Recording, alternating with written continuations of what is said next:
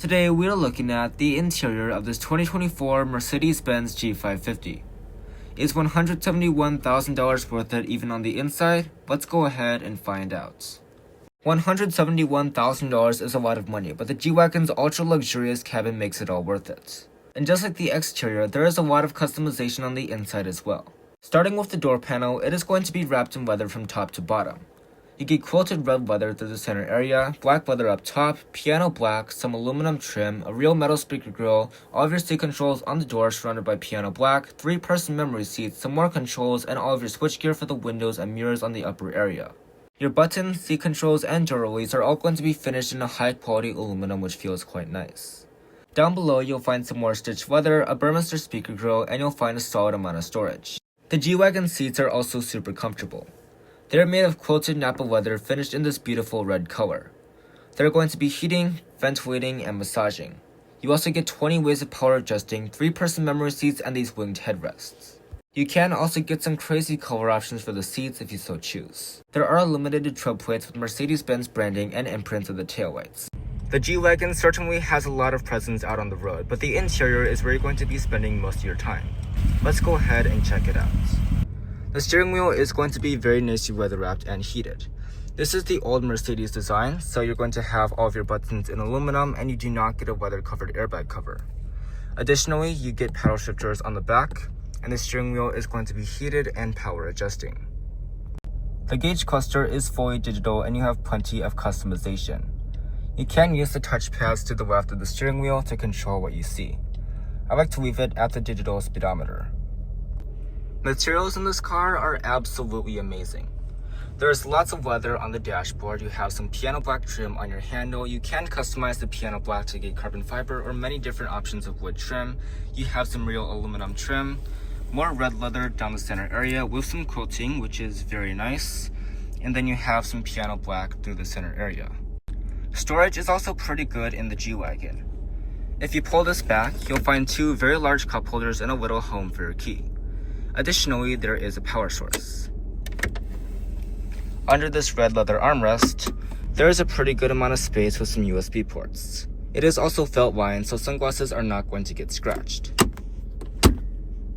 Moving on to climate controls, the G-Wagon still has physical buttons and toggles.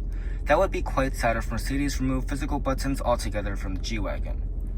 These toggles feel very high quality. You can adjust the temperature right here, and the temperature will pop up on the main infotainment system. You can also adjust the fan speed, and then you can turn on auto or your defrosters. This does work quite well, and I'm very happy that this does not have the hyperscreen layout from the EQS. Underneath that, you'll find a few buttons for your main infotainment system along with a clock. Moving on to the main infotainment system, this G-Wagon does not have a touchscreen, but it isn't all that inconvenient to use. The touchpad and the scroll wheel are very easy to use. Like, you just click home, and that will bring you right to home. This touchpad is very easy to use and probably one of my favorites. It is very intuitive and very high quality. You also have a few shortcut buttons down here, and the response is pretty much instant. That is pretty crazy to me. And yes, Mercedes does have a scroll wheel for your volume knob, but it is very high quality and very easy to use. You can also turn it off altogether. The G-Wagon has a column-mounted shifter, but it isn't all that hard to use. Just go down for drive, up for reverse, and that will bring up a very high-resolution backup camera. You do have active trajectory, and there is a parking assist, and then you can also use the scroll wheel to go through different camera angles. There is a front view, and you also have a wide front view and a You do also have this graphic toward the left-hand side to show your parking sensors and the sonar. To put it in park, you're just going to push the end of the stock. A few other notable features in this cabin are the lockers that have to be turned on in consecutive order and these iconic circular vents. You also have some aluminum trim, which is also an icon for the G-Wagon. Up top, you're going to find a frameless rearview mirror, a large metal speaker grille, and a standard size sunroof. There is also a very nice suede headliner. Now let's take a look at the front passenger side and see what kind of amenities are offered for the front passenger. The door panel is going to be the same as the driver's side, with the storage at the bottom, the leather from top to bottom, and the quilted red leather. The quilted Napa leather seats in red are also identical with 20 ways of power adjusting heating, ventilation, and massage. Of course, you also get the adjustable headrests. The front passenger side is quite nice with a lot of red leather, quilted leather, and some black leather. You also get a handlebar finish in leather and gloss black. That is also an icon for the G-Wagon. The second row is quite nice but doesn't have as much going on as the front. The door panel is quite nice with leather from top to bottom, piano black, a metal speaker grill, some red quilted leather, and a lot of storage at the bottom. There are imprints of the taillights on the illuminated tread plates.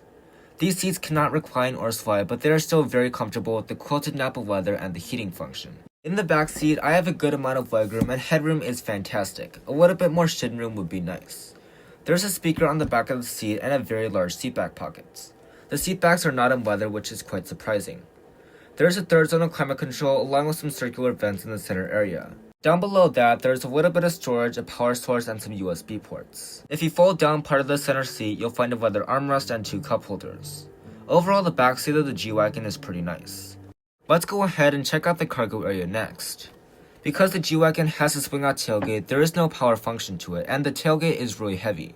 Smaller kids certainly will not be able to open it. But take a look at this beautiful quilted red leather on the tailgate. That is certainly something to brag about to your friends. For actual cargo dimensions, the G-Wagon has 34.8 cubic feet behind the second row and 68.5 cubic feet with the second row down. Keep in mind that the second row does not fold flat and you might have to adjust your driving position because the seats have to fold in 2 parts. A cargo cover is available and you also get lights and a power source.